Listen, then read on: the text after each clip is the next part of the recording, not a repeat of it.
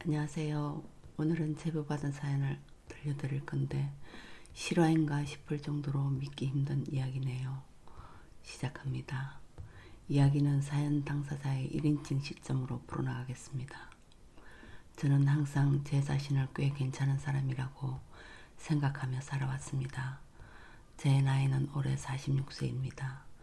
학창시절 상위권 성적을 유지했고 서울의 괜찮은 대학교를 졸업 후 세무사 자격증을 취득해 안정적인 수입을 올리고 있었거든요.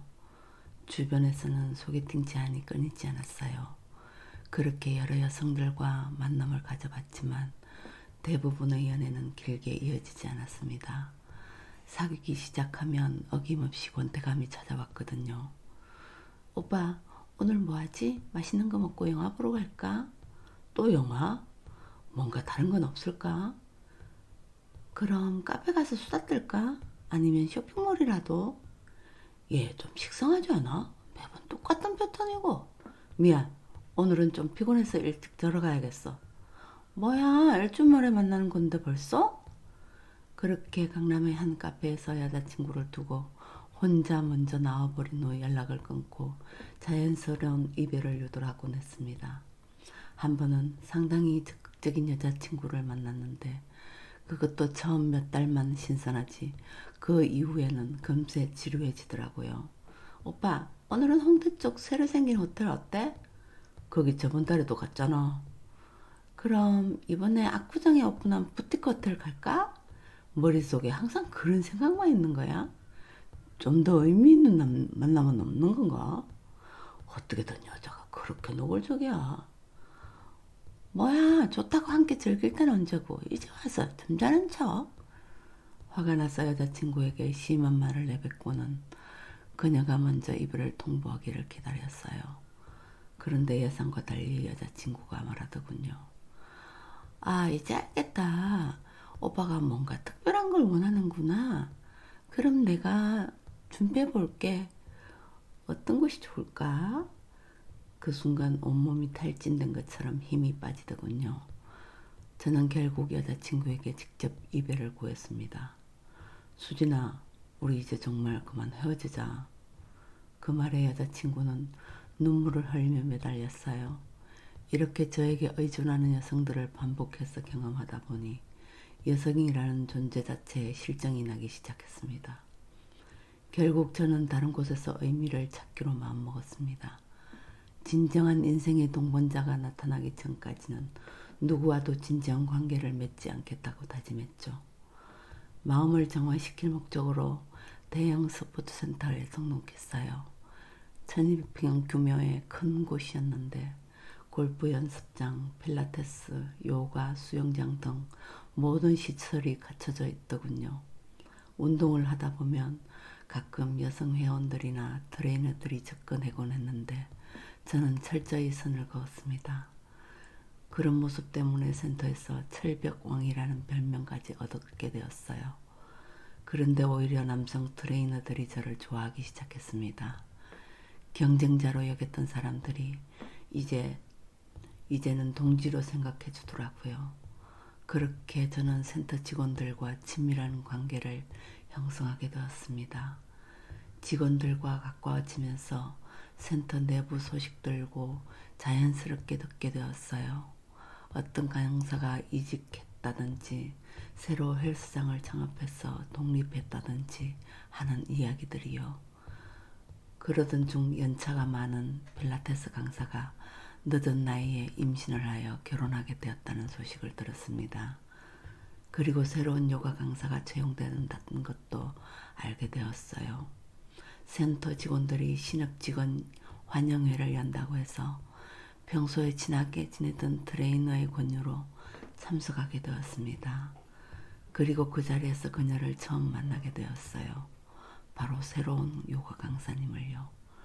안녕하세요. 센터 회원 박지훈이라고 합니다. 제 명함입니다. 네, 안녕하세요. 그녀의 제 명함을 테이블 위에 조용히 놓고 시선조차 제대로 주지 않더군요. 목소리도 매우 간결하고 냉담했어요. 한마디로 그녀의 첫인상은 얼음처럼 차가웠습니다. 이상하네요. 일반적으로 여성들은 남성이 명함을 건네면 직업부터 확인하려 하는데 이 여성은 전혀 관심을 보이지 않았어요. 제 직업이 세무사인데 솔직히 말해서 여성들이 상당히 선호하는 직업이거든요. 그래서 보통은 먼저 다가오는 경우가 많았는데요. 그런데 이 여성은 저에게 아무런 관심도 없다는 듯 행동하니 기분이 상당히 언짢더라고요. 저 여자가 뭐지? 더 충격적인 건 환영회가 끝난 후였습니다. 그 여성이 제가 준 명함을 쓰레기통에 버리고 간 거예요. 예의가 없는 것도 정도 있지. 하지만 그 순간 저는 명함을 주어서 다시 그녀에게 건넸습니다. 저기요, 이거 떨어뜨리고 가셨는데요. 아, 버린 건데 굳이 주셔오셨네요. 그녀의 목소리에는 차가운 당황함이 배어 있었습니다. 죄송하지만 저한테 관심 갖지 마세요. 지금 그런 상황이 아니라서요. 그렇게 말하고선 돌아서서 걸어가는데 제 인생처럼 처음 겪은 모멸감이었습니다. 뭐요, 저 여자가. 가슴 깊숙한 곳에서 뜨거운 감정이 치밀어 올랐습니다. 단순한 자존심 상함을 넘어선 묘한 감정이었습니다. 그런데 그 모멸감이라는 감정이 오히려 달콤하게 느껴지더군요. 제 머릿속에는 이상한 도전의식이 피어올랐어요. 이제 와서 생각해보니 저도 정상적인 사람은 아니었나 봅니다. 제가 계획한 복수라는 게 그 여자를 제 여자로 만든 후에 차버리겠다는 그런 유치한 것이었으니까요.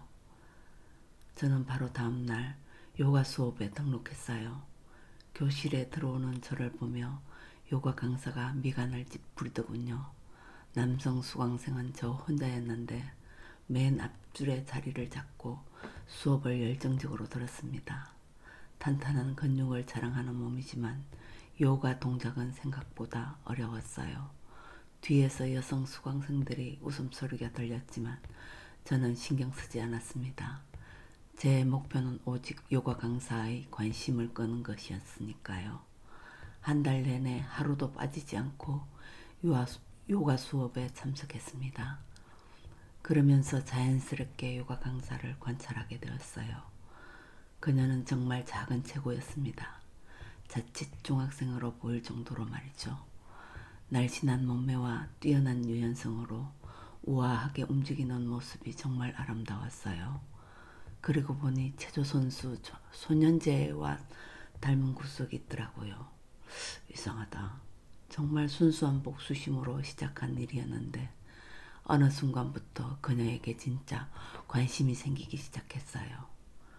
어느 날 운동을 마치고 집에 가려는데 요가 강사도 퇴근하는 모양인지 주차장에서 마주쳤습니다. 그런데 그녀의 표정이 매우 곤란해 보였어요. 아, 정말 짜증나. 오늘은 절대 늦으면 안 되는데. 무슨 일 있으세요? 차가 고장났어요. 이 낡은 차가 또 시동이 안 걸리네요. 한번 확인해 볼까요? 제가 살펴보니 배터리가 방전된 것 같습니다. 오래된 차라 그런지 경고등도 여러 개 켜져 있고요. 견인 서비스 부르시죠? 여기 혹시 집까지 태워줄 수 있을까요? 오늘만 부탁드릴게요. 꼭 일찍 들어가야 했어요. 기름값은 나중에 드릴게요. 그렇게 강사님 집 근처까지 데려다 주게 되었습니다. 왜 꼭 일찍 들어가셔야 하나요? 라고 물으니 문종 시간이 있다고 하더군요. 요즘 시대에 정말 보기 드문 여성이다 라고 생각이 들었어요. 차수리 기간 동안 몇 번 더 집까지 태워주면서 우리 사이는 이전보다 훨씬 가까워졌습니다. 그러던 어느 날이었어요. 평소와 달리 선생님 표정이 매우 밝더라고요. 늘 보던 차가운 모습은 온데간데 없이 말이죠. 저는 그 기회를 놓치지 않고 음료수를 건넸습니다. 오늘 무슨 좋은 일이라도 있었나 봐요? 아, 그렇게 티가 나나요? 신기하네요. 어떤 일인지 궁금하네요. 뭐 로또에라도 당첨된 기분이에요. 로또요? 비슷한 거라고 할까요? 뭔지 궁금하네요. 그나저나 오늘 시간 되시면 식사는 한번 대접하고 싶은데요. 그동안 차 태워드린 것도 있고 정비소 연결해 주신 것도 고마웠어요. 저는 속으로 한화하며 제가 아는 가장 고급스러운 레스토랑으로 그녀를 안내했어요. 우리는 즐거운 시간을 보내며 서로에 대한 이야기를 조금씩 나누게 되었어요. 그녀는 매일 밤 10시 30분까지 반드시 집에 들어가야 할 정도로 가정이 엄격하다고 했습니다. 부모님이 많이 보수적이신가 봐요. 그렇죠. 어머, 벌써 이런 시간이 됐네요. 일어날까요? 그녀는 가족 이야기만 나오면 화제를 돌리고 했어요. 그리고 항상 시간에 쫓긴 사람처럼 보였습니다. 그녀는 정말 신비로운 사람 같았어요. 마치 양파처럼 껍질을 벗겨도 알 수 없는 사람. 그게 바로 제가 느낀 그녀의 모습이었죠. 예쁘고 귀여운 외모 때문에 주변의 남성들이 많았음에도 불구하고 철저히 거리를 두는 모습이 과거의 저와 닮았어요.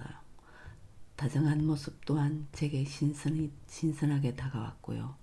게다가 저에게 과도하게 잘 보이려 하지 않는 태도도 매력적이었습니다. 그녀의 저녁 식사 이후 저는 그녀와 한층 더 가까워졌고 우리는 어느새 연인 관계가 되었습니다. 제가 먼저 누군가에게 다가가서 사귀자고 고백한 건 생애 첫 경험이었어요. 더 많이 사랑하는 사람이 약자라는 말이 정말이더라고요. 그녀는 언제나 주도권을 쥐고 있었고 저는 따라가는 입장이었어요. 만나는 날짜와 시간이, 장소까지 모든 것이 그녀의 의견에 따라 결정되었습니다. 그렇게 하지 않으면 만날 수가 없었거든요. 자기야, 우리 이번 주말에 볼 수 있지? 이번 주말? 혹시 신촌역에서 오후 1시부터 3시까지 어때? 갑자기 왜 신촌이야? 거리도 멀고 겨우 2시간밖에 못 보는 거야?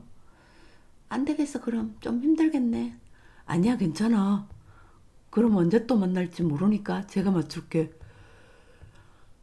자기야, 그렇게 말하면 어떡해. 고마워. 그럼 그때 봐. 이번에는 시간 인정하지 말자. 여성을 만날 때 바쁜 척 하는 건 늘 제가 하던 일이었는데 제가 그 여자친구 스케줄에 맞추려니 과거 여자친구들에게 미안한 마음까지 들더라고요. 어쨌든 서로에게 애정을 쌓아가던 중 어느 날 그녀와 하룻밤을 기대할 만한 일이 벌어졌어요. 어느 순간부터 여자친구에게 완전히 빠져버린 저는 언제쯤 그녀와 특별한 시간을 보낼 수 있을까 조바심을 내고 있었죠. 여자친구와 사귄 지 약 3개월쯤 되었을 때의 일이었어요. 밤 12시가 넘어서 여자친구에게 전화가 왔습니다. 여보세요? 자기야, 이 시간에 안 자고 뭐해? 자기야, 나 좀 도와줘. 무슨 일이야? 나 너무 무서워. 빨리 우리 집에 와줄래? 여자친구의 떨리는 목소리에 저는 급하게 여자친구 집으로 달려갔어요. 그동안 여자친구와 집을 보여준 적이 없어서 몰랐는데 여자친구는 원룸에서 혼자 살고 있더군요. 저는 문중시간이 있는 여자친구라서 당연히 부모님과 함께 살 거라 생각했거든요. 그런데 그런 생각을 할 여유도 없이 여자친구의 원룸은 완전히 엉망진창이었어요. 창문은 깨져 있고 가구들은 다 부서져 있는 상태였죠. 여기저기 서랍들도 모두 뒤집어져 있는 걸 보니 도둑이 든 것 같았습니다. 자기야, 괜찮아? 다친 곳은 없고? 괜찮아. 이게 대체 어떻게 된 거야? 언제 이렇게 된 거고? 모르겠어. 자기 전에 목이 말라서 물을 사러 편의점에 갔다 왔더니 이렇게 되어 있었어. 일단 신고부터 하자. 신고? 아니야. 그런 건 했다가 괜히 보복당하면 어떡해. 난 너무 무서워. 신고를 해야 다음부터 안 들어오지. 그런데 무슨 도둑이 이렇게 집을 다 박살내고 간 거야? 안 되겠다. 내가 지금 당장 신고할게. 안 돼. 제발 하지 말아줘. 신고하지 말라니까. 신고하지 말라는 여자친구의 태도가 이해가 되지 않았습니다. 보통 도둑이 들면 신고하는 게 당연한 건데요. 그런데 여자친구는 마치 뭔가를 알고 있는 것처럼 급에 질려 있었어요. 저는 결국 여자친구의 강력한 만류로 신고를 포기했어요. 그날 여자친구 집에서 함께 밤을 보내게 되었습니다. 무서워하는 여자친구를 혼자 두고 갈 수 없어서 아침까지 제가 곁에 지켜주었죠. 물론 저는 이 상황을 이용해서 여자친구와 로맨틱한 시간을 보내길 기대했지만 여자친구와는 완고하게 선을 그었어요.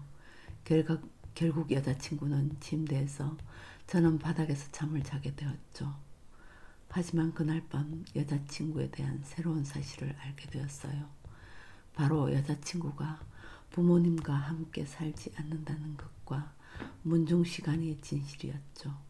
알고 보니 여자친구는 스스로 문종시간을 만들어 지키고 있었어요. 혼자 산다고 하면 남성들이 쉽게 볼까 봐서 일부러 문종시간이 있다고 거짓말을 한 거였대요.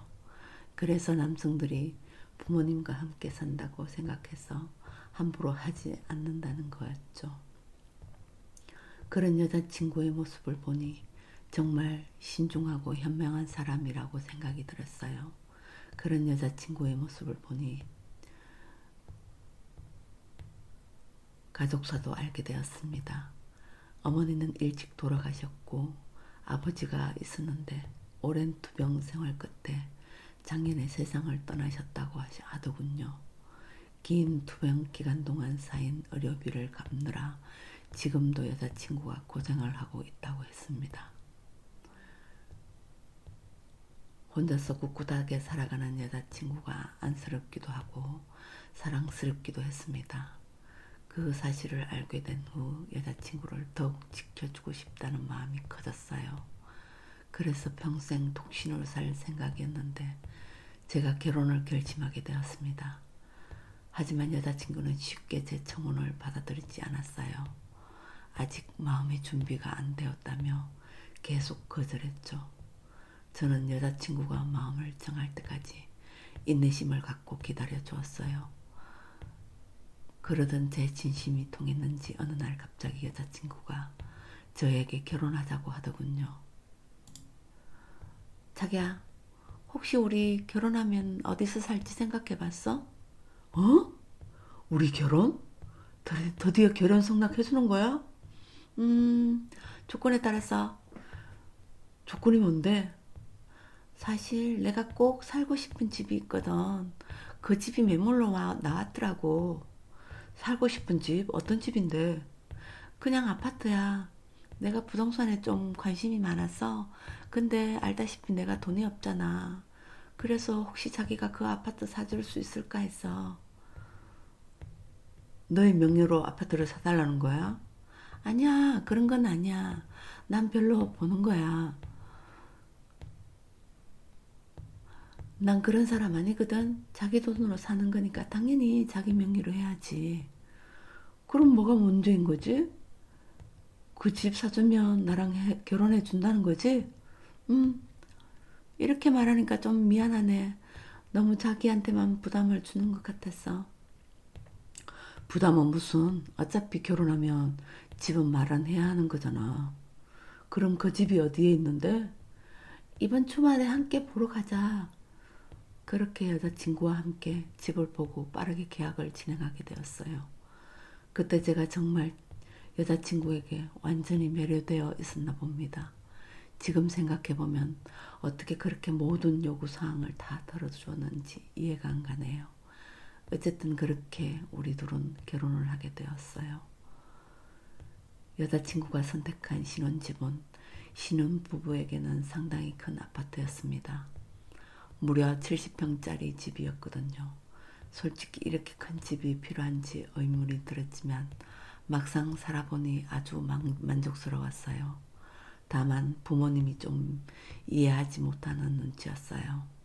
세무사인 제가 요가 강사인 아내와 결혼하는 것도 못마땅해 하셨는데 집까지 그렇게 큰 걸로 구하는 걸 보시고서는 이게 다 며느리 때문이라고 생각하셨거든요. 사실 맞는 말씀이 있지만요. 하지만 그런 부모님의 잔소리를 무시할 만큼 아내가 너무 기뻐했기 때문에 저는 제 선택에 매우 만족했습니다. 아내는 이렇게 넓은 집에서 사는 게 꿈이었다며 인테리어는 자신이 전담하겠다고 했습니다. 다소 오래된 집이었기 때문에 저도 어느 정도 리모델링이 필요하다고 생각했어요. 아내가 직접 가구를 선택하고 배치하며 인테리어를 시작했죠. 완성된 집을 보았을 때 저도 굉장히 만족스러웠어요. 곳곳에 아내의 세심한 손길이 느껴지는 전혀 다른 분위기의 공간으로 탈바꿈해 있었죠. 다만 아내의 취향에 일반적이지는 않았어요. 저는 개방적이고 시원한 구조를 선호하는데 아내는 가구를 복잡하게 배치해서 집이 미로처럼 보이게 만드는 걸 좋아하더라고요. 동선이 불편하긴 했지만 나름대로 독특하고 개성이 있다는 생각에 아내의 취향을 존중해 주었습니다. 아내와의 신혼생활은 정말 환상적이었어요. 다른 여성들은 결혼 후에 남편을 통제하려 한다는데 제 아내는 그런 모습이 전혀 없었습니다. 오히려 좀 더 관심을 가져주길 바랄 정도였죠. 아내는 결혼 후에 계속 요가 강사 일을 하며 귀가 시간을 절대 밤 10시 30분을 넘기지 않았어요. 그리고 잠들고 깨는 시간도 매우 규칙적으로 지켰습니다.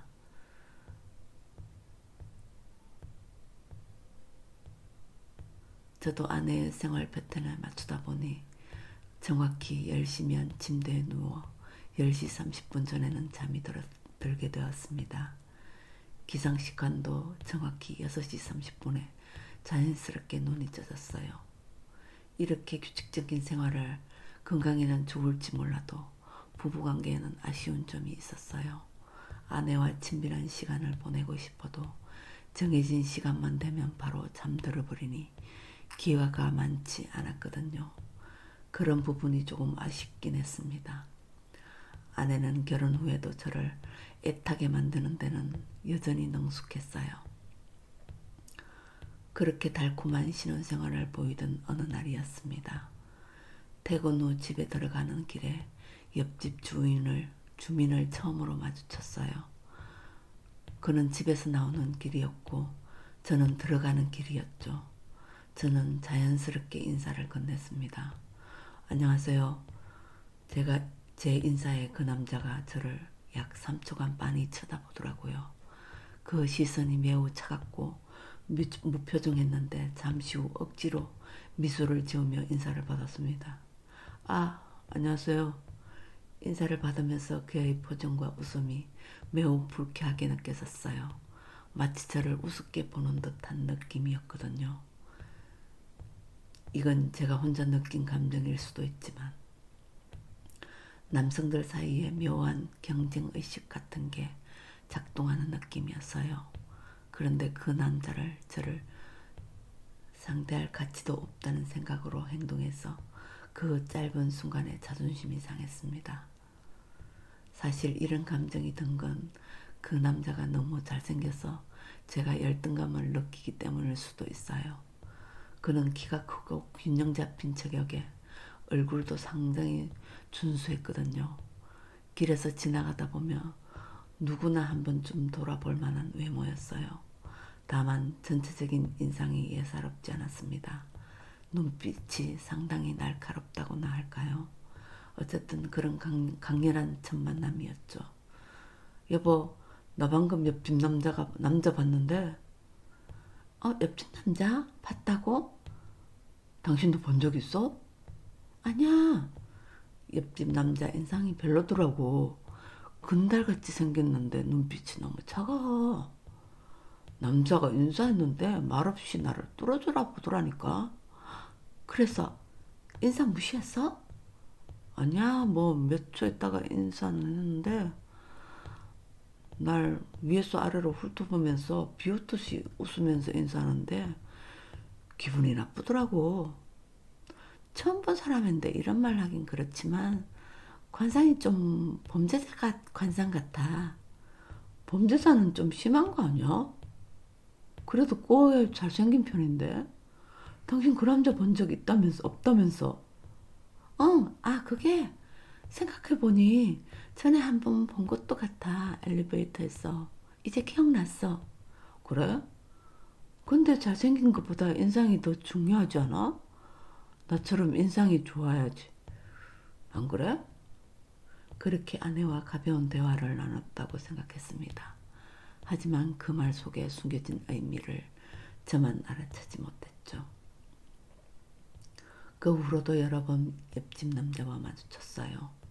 볼 때마다 인상은 여전히 좋지 않더군요. 그냥 잘생긴 불량배 같았어요. 그런데 하루는 그가 먼저 말을 걸어오더라고요. 안녕하세요. 퇴근하시는군요. 네. 그쪽은 어디 가시는 건가요? 그 사람이 제 질문에 답하지 않고 엉뚱한 소리를 하더라고요. 신혼이시죠? 신혼생활 어떠세요? 결혼하니까 좋나요? 네, 당연히 좋죠. 좋겠네요. 부인분도 그렇게 생각하시고요. 예? 예, 당연한 거 아닌가요? 그럼 다행이네요. 그리고는 갑자기 가버리더라고요. 대화가 완전히 일방적이었습니다. 혼자 하고 싶은 말만 하고 끝나니까 그냥 가버리는 게 정말 기분 나쁘더라고요. 그 외에도 몇 번 더 비슷한 일들이 있었는데 저는 굳이 성의껏 답할 필요 없겠다 싶어서 대충 넘어가곤 했습니다. 보통 몇 시에 주무시나요? 그냥 적당히 자요. 그런 걸 왜 궁금해 하시죠? 그냥요. 다른 사람들도 몇 시에 자나 했어요. 그러시는 분은 몇 시에 주무시는데요? 부인분도 일찍 주무시나요? 저는 대답 없이 그 남자를 노려보았습니다. 그런 게 왜 궁금하시죠? 그냥 궁금해서 물어본 건데, 아이고, 형님. 기분 상하셨나 보네요. 그리고는 제 어깨를 가볍게 두드리더니 가버리더라고요. 보면 볼수록 마음에 안 들어서 앞으로 인사하지 말자는 생각이 들었습니다. 하지만 옆집이다 보니 계속 마주칠 수밖에 없더라고요. 이제 저는 먼저 인사를 하지 않는데 그가 먼저 말을 걸어오곤 했습니다. 오늘 옆집 사모님 봤어요. 마트에서. 형님 회사에 가실 때 말이에요. 그러면서 희죽거리는데 정말 어이가 없더라고요. 이놈이 내 아내한테 관심이 있나 싶어서 경계심이 확 들었습니다. 제가 말없이 째려보자 그러더군요. 왜요? 내가 옆집 사모님 보면 안 되는 건가요? 형님 눈에서 불꽃 튀겨요. 무서워라. 점점 옆집 남자가 불편해졌어요. 보아하니 하루 종일 집에만 있는 것 같은데 제 아내가 혼자 있을 때 찾아가면 어떡하나 싶더라고요. 모든 게 다 불안했습니다. 그런데 저를 더 불안하게 만드는 일이 벌어졌어요. 그날 또 평소처럼 일찍 잠자리에 들었습니다. 그런데 감기 기운 때문에 목이 몹시 아프더라고요. 물을 마시러 잠에서 깼어요. 기침 나오려는 걸 꾹 참았습니다. 아내가 깰까 봤어요. 그런데 옆자리를 확인해 보니 아내가 없었어요. 화장실 간 건가? 저는 집 여기저기를 돌아다니며 아내를 불렀습니다. 하지만 아내는 보이지 않았어요. 70평이다 보니 화장실도 3개나 되어서 모든 화장실을 다 확인해 봤는데 아내는 없었어요. 혹시 이 시간에 밖에 나간 건가? 싶어서 현관에서 아내의 신발을 확인해 봤는데 신발은 그대로 있었어요. 다른 신발을 신고 나갈 수도 있으니 전화를 해봐야겠다. 아내를 전화를 받지 않았습니다. 뭐지? 이 시간에 어디 간 거지? 걱정되네. 저는 안 되겠다 싶어서 집 주변 편의점이나 마트를 확인해 봐야겠다고 생각했어요. 대충 옷을 걸치고 신발을 신으려는데 제 뒤에서 아내가 나타났습니다. 여보, 이 시간에 어디 가려고? 아이 깜짝이야. 당신 왜 어떻게 놀래? 당신 집에 있었어? 응. 당신이 안 보이길래 나간 줄 알고 걱정돼서 찾으러 나가려고 했지. 도대체 어디에 있었던 거야? 나 그냥 집에 있었는데. 그러니까 집 어디에 있었냐고. 그냥 화장실도 갔다가 다른 방에도 갔다가 그랬지. 내가 부르는 소리 안 들었어? 못 들었어. 우리 동선이 엇갈렸나 보다. 뭐해, 얼른 들어와. 계속 형 안에서 서 있을 거야? 정말 이상하다는 생각을 하며 다시 잠자리에 들었습니다. 아무리 집이 크다고 해도 70평인데 이렇게 사람 하나를 못 찾을 정도일까? 저는 찾는다고 정말 구석구석을 다 봤는데 그때는 정말 아내가 보이지 않았거든요. 감기 때문에 열이 있어서 그런 건가? 하고 넘어갔어요. 그런데 이런 일이 또 일어났어요. 다시 아내가 사라진 거였어요. 역시 신발은 그대로 있었어요. 저는 집안을 정말 사사시 뒤져봤습니다. 모든 구석을 확인하는데 시간이 꽤 오래 걸렸습니다. 이럴 때는 미로 같은 집 구조가 정말 원망스럽더라고요.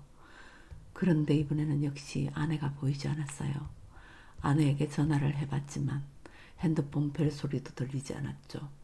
아내가 워낙 작은 체구라서 어디 옷장 안에라도 숨어있나 싶어서 모든 옷장을 다 열어서 확인해봤어요.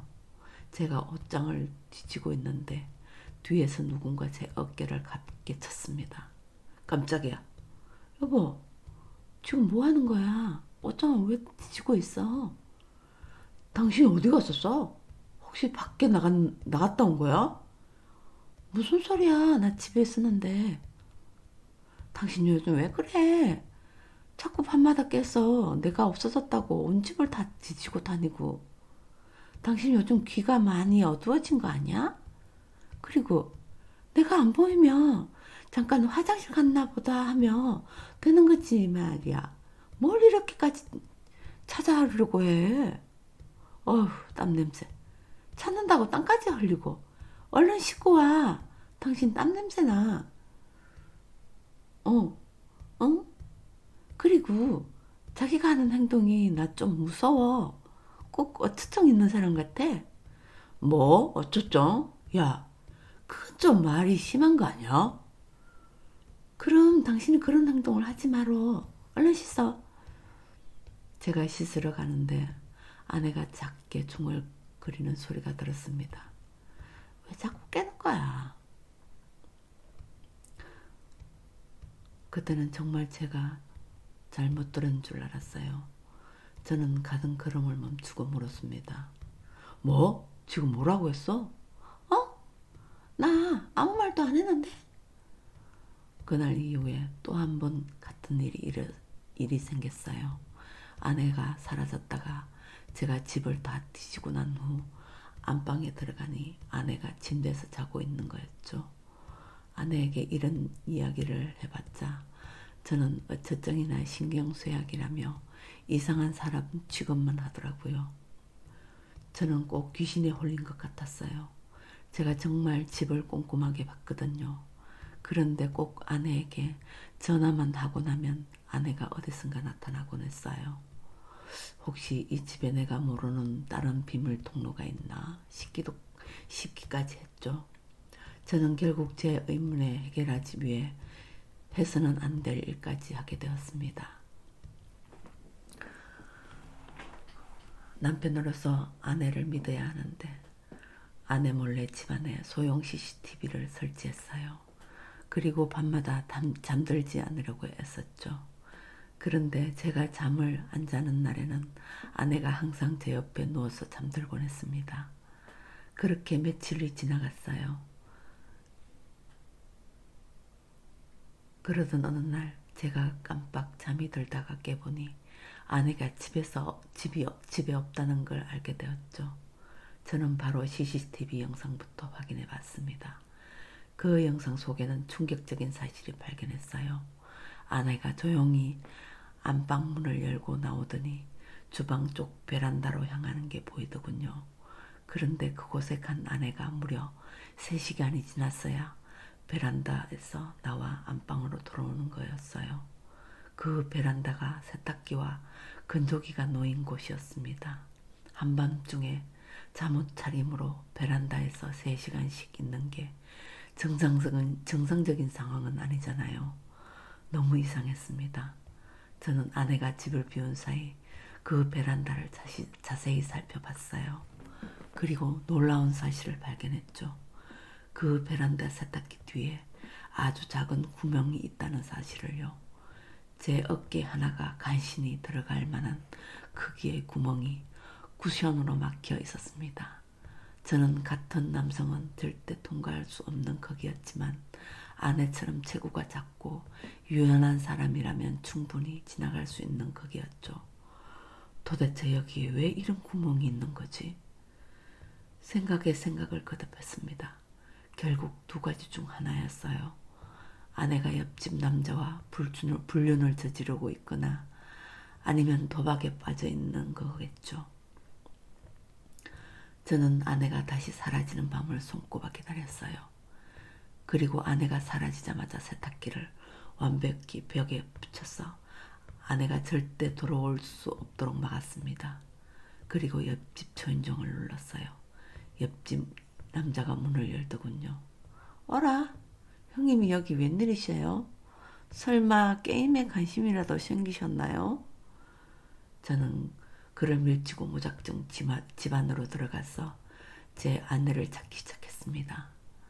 그리고 우리 집과 연결된 그 집 베란다 쪽으로 달려갔어요. 역시 제 예상이 맞았어요.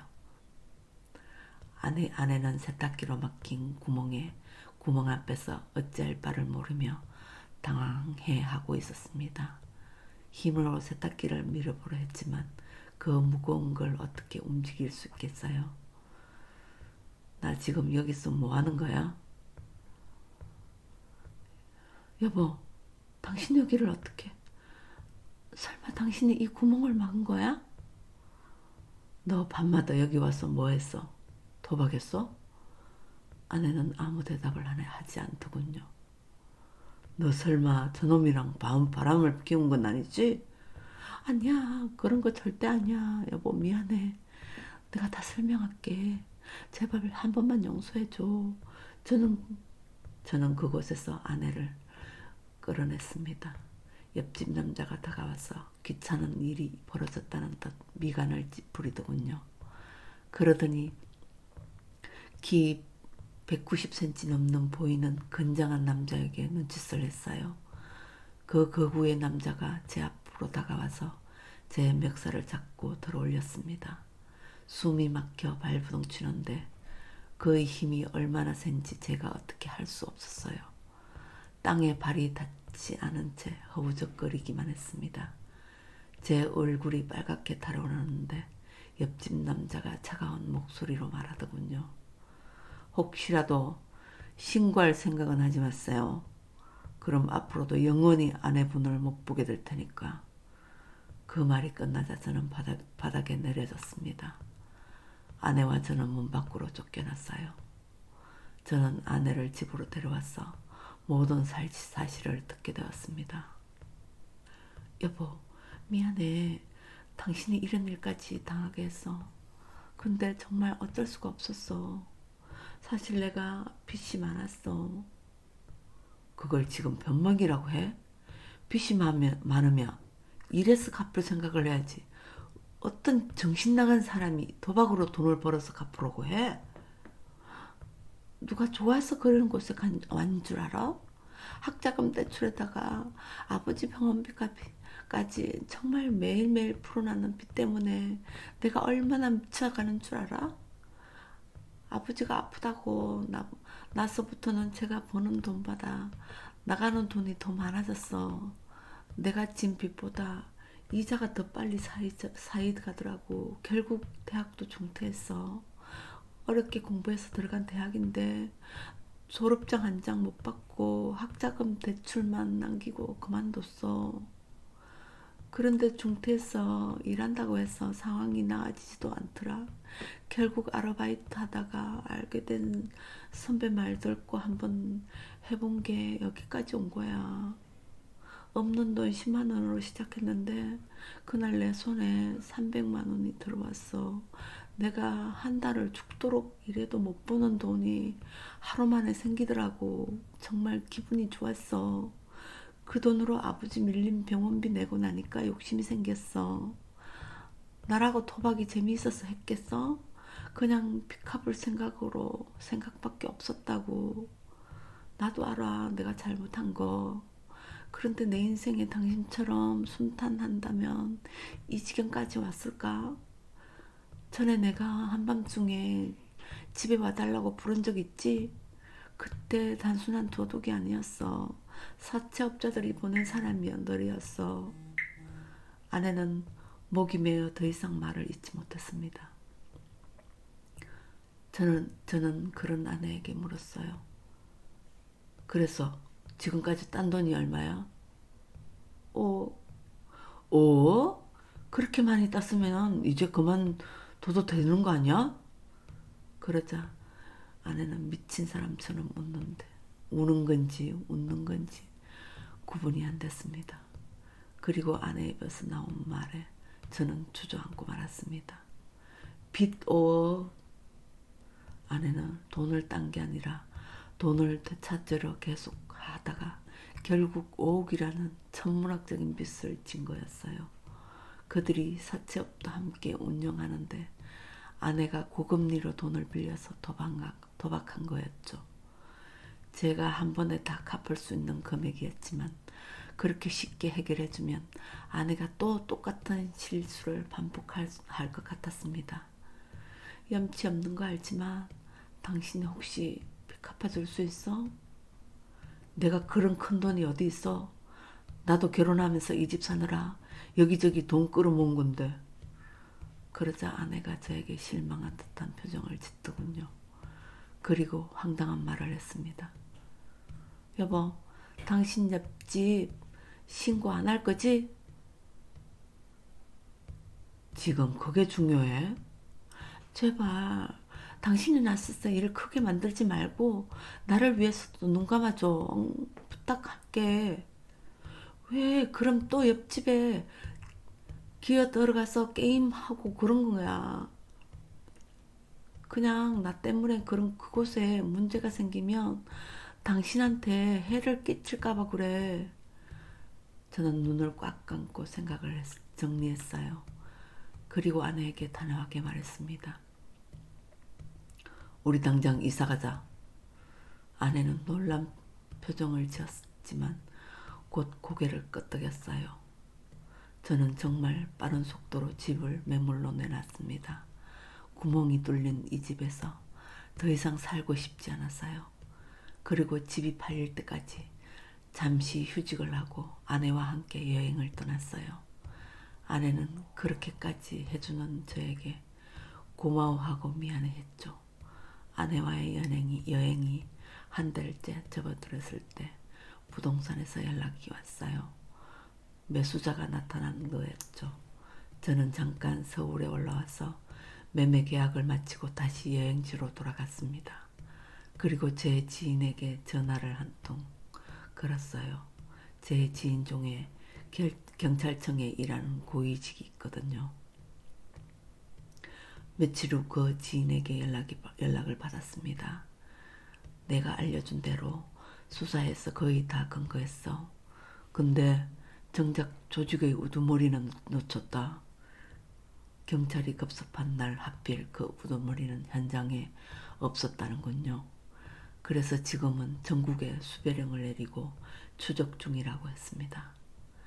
그 후 저는 여행을 마치고 부모님의 소유의 전원주택으로 이주했습니다.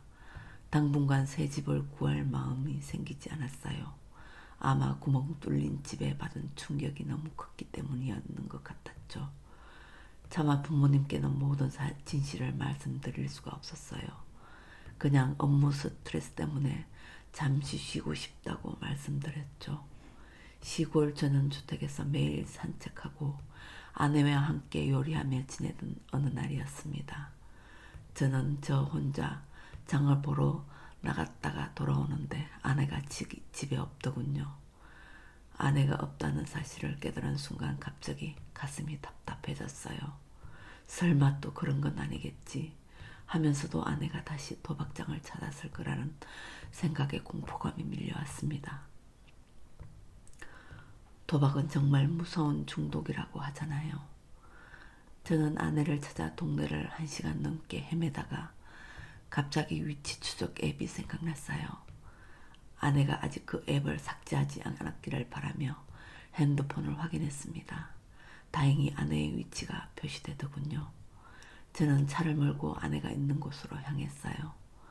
그런데 그곳에는 정말 상상도 못했던 광경을 목격하게 되었습니다. 도박보다 더 훨씬 충격적인 진실과 마주하게 되었거든요. 위치 추적이 가리키는 곳은 어느 시골 마을의 조용한 단독주택이었어요.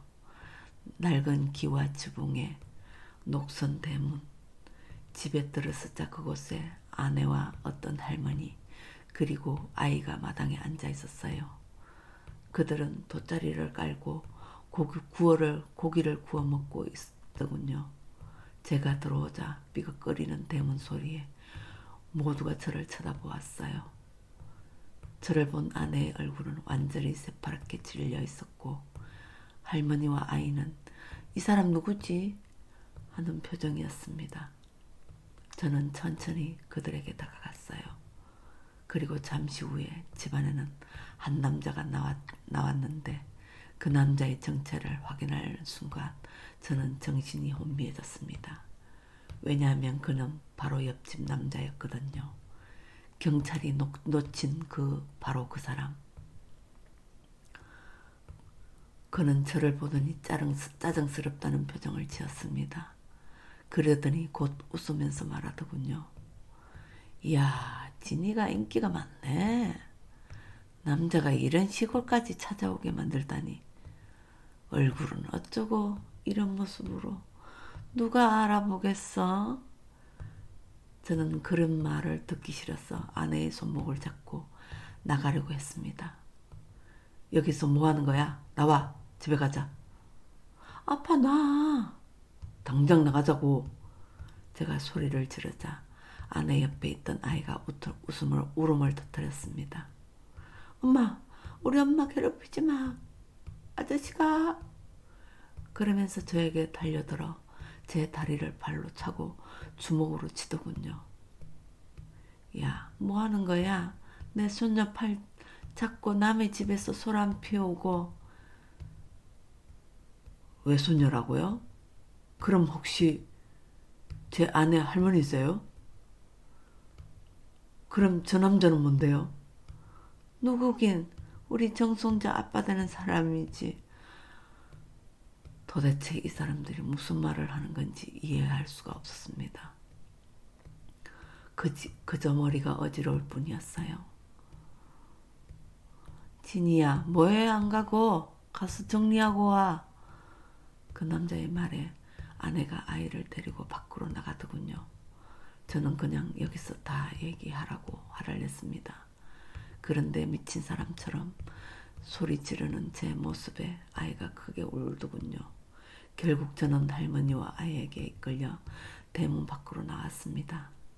아내는 저에게 미안하다는 말로 이야기를 시작하더군요. 내가 다 설명할게. 당신한테 정말 죄송해. 그리고 시작된 이야기에는 저는 정말 기절할 뻔했어요. 아내가 그에게 진 도박빚을 육체로 갚았던 거였어요. 그것도 여러 차례나 걸쳤어요. 그래서 아이가 태어났고 그 아이를 시골 할머니 집에 맡긴 거였죠. 그렇다고 해서 그와 정식으로 혼인하는 것도 아니었답니다. 그런 인간이 아내와 아이에 대해 책임질 리가 없었으니까요. 아내는 더욱 끔찍한 말을 했어요. 나 그 사람 좋아해. 그 사람 좋은 사람은 아니지만 나 그 사람을 사랑해. 말도 안 되는 이야기에 온몸에 피가 거꾸로 흐르는 것 같았어요. 사랑이라니. 누가 누구를 사랑한다는 건지 믿고도 믿을 수가 없었어요. 단순한 도박한 게 아니었어. 불륜까지 지르면서 구멍으로 왔다 갔다 한 거야. 불륜이 아니야. 오히려 당신과의 결혼이 그 사람한테는 배신인 거지. 뭐? 그럼 대체 나와 결혼은 왜 한 거야? 네가 그렇게 생각하가 사랑하는 저 범죄자와 결혼하는 것이 그 사람은 그런 식으로 말하지 마. 당신과 결혼한 건 그냥 일종의 질투 유발 같은 거였어. 그게 무슨 뜻이야? 아내는 그에게 질투심을 불러일으키려고 저와 결혼해서 그의 옆집으로 이사하는 거라고 했습니다. 그래서 자리를 돌아봐 달라고요. 그런데 냉혈한 그는 오히려 그 상황을 재미있어 했다고 하더군요. 제가 제 아내와 아이를 책임지려 생각은 전혀 없으면서 도박에 빠뜨려 빚을 지게 하고 가지고 놀기만 한 거였죠. 아내는 도박보다 잘생긴 범죄자에게 완전히 중독된 사람이었어요. 자신에게 해로운 줄 알면서도 끊어낼 수 없는 연애 중독자였습니다. 그동안 아내가 제게 보였던 모든 행동들이 파노라마처럼 스쳐 지나가더군요.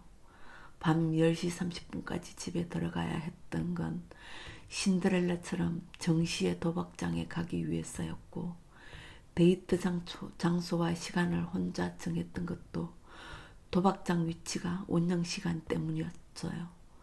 그리고 갑자기 결혼하자는 집을 사달라고 한 것까지 모든 이유가 그의 도박장 때문이었습니다. 아니, 그 도박장에 있던 그 때문이라고 해야겠군요. 저는 아내와 핸드폰을 빼앗아서 위치 추적 앱을 삭제했어요. 그렇게 아내와 이별했습니다. 이혼 판결을 받고 법원에 나오는데 빚을 한 푼도 대신 갚아주지 않길 잘했다는 생각이 들면서 쓸쓸한 웃음이 나왔어요.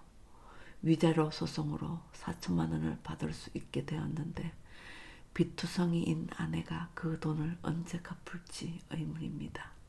아참, 그는 그날 시골에서 저와 마주친 후 바로 종적을 감추다 하더군요. 아마 제가 신고한다는 걸 눈치챘기 때문이겠죠. 물론 신고를 했습니다. 악한 사람은 벌을 받아야 마땅하니까요. 어쩌면 저도 결혼 전 여러 여성들과 상처 입힌 대가로 벌을 받은 건 아닐까 하는 생각이 들었어요. 그래서 이제는 선량하고 좋은 사람이 되려고 노력하며 살고 있습니다. 이 이야기는 여기서 끝입니다. 지금까지 사연 말동무였습니다. 감사합니다.